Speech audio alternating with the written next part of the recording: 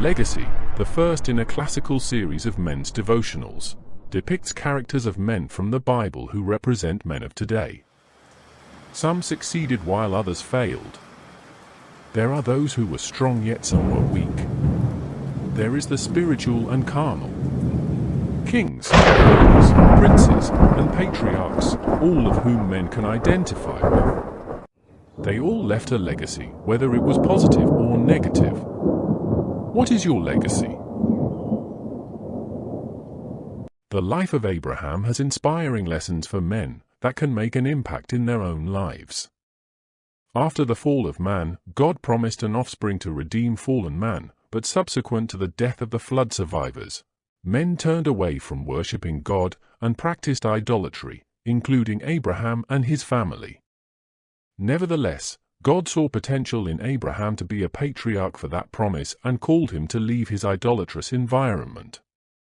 Though Abraham was chosen by God to be patriarch of the new world, he was less than perfect. In order for him to qualify for his new position, he had to complete an orientation in faith. Following his call and departure, all he was given were promises. The first of God's promises were that of an offspring and land. The problem was that Abraham and his wife were childless and very advanced in age. Secondly, the land he was promised was already occupied. The third problem was that Abraham encountered was a famine. Divine judgment, wars, destruction, and marital problems also presented themselves in his journey of faith. How were God's promises going to be fulfilled when he was going through so many trials? God in his wisdom steered Abraham to ultimately make good choices. By faith he followed most of the way and was finally esteemed to be a man of great faith.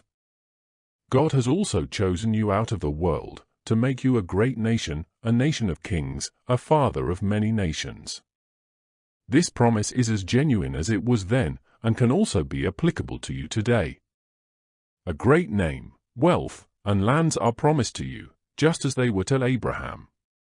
Although God promised all these things to Abraham, fulfillment did not occur overnight.